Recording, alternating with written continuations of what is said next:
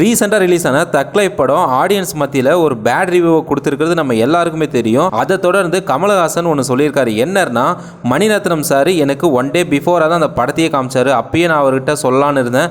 But ஆனால் இப்போ இந்த கட்டத்தில் நான் என்ன பண்ணுறதுன்னு தெரியாமல் தான் ஒரு டவுட்டில் தான் எனக்கும் இருந்தது அப்படின்ற மாதிரி கமல் தெரிவிச்சிருக்காரு. சேம் இதே மாதிரி ஒரு சினாரியோ தான் இந்தியன் 2லையும் நடந்தது. டைரக்டர் சங்கர் வந்து இந்தியன் 2வை இவருக்கு சேம் ஒன் டே பிஃபோராக தான் காமிச்சாங்கன்னு சொல்லிட்டு லாஸ்ட் ஒரு இதில் சொல்லியிருந்தாரு. அதே மாதிரி சினாரியோ வந்து இந்த படத்துக்கும் நடந்திருக்கிறது ஒரு ஷாக்காக பட் ஆனால் இதில் ஒன்று சேஞ்ச் பண்ணியிருக்கலாம் கமல். என்னன்னா, இந்தியன் 2க்கு ப்ரொடியூசர் வேறு. பட் ஆனால் தக் லைஃப்க்கு ப்ரொடியூசராக கமல் வந்து இந்த படத்தை ஸ்டாப் பண்ணியிருக்கலாம். பட் ஆனால் அவர் பண்ணலை.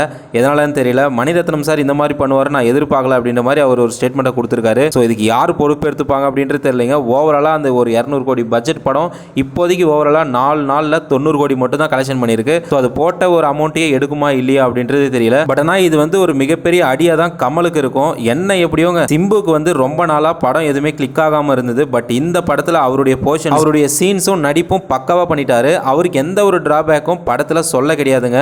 ஸோ பக்காவாக பண்ணியிருக்காருன்னு தான் சொல்கிறாங்க. யாருமே இப்போ வரைக்குமே சிம்புவை நெகட்டிவாக சொன்னதா எதுவே இல்லை. அட் த சேம் டைம் இந்த படம் என்னதான் நல்லா இல்லைனாலும் கமலையோ இல்லை சிம்புவையோ யாருமே கழுவி ஊற்றலைங்க. பட் ஆனால் த்ரிஷாவை அந்தளவு கழுவி ஊற்றுறாங்க. ஏன்னா லாஸ்ட் 3 படங்கள் பார்த்தீங்கன்னா கோட்டில் பார்த்தீங்கன்னா ஒரு சாங்குக்கு வந்து ஒரு ஐட்டம் சாங்கில் வந்திருப்பாங்க. அதுக்கடுத்து விடாமுயற்சிலையும் பார்த்தீங்கன்னா அவங்க கேரக்டர் என்னன்றது உங்களுக்கே தெரியும்.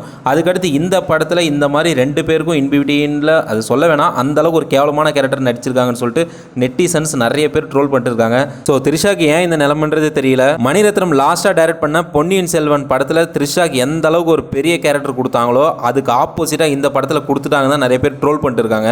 த்ரிஷாக்கு மட்டும்தான் இதுக்கான ஆன்சர் என்னன்றது தெரியும். ஸோ ஏன் அவங்க இந்த மாதிரி படத்தை சூஸ் பண்ணுறாங்க அப்படின்ட்டு.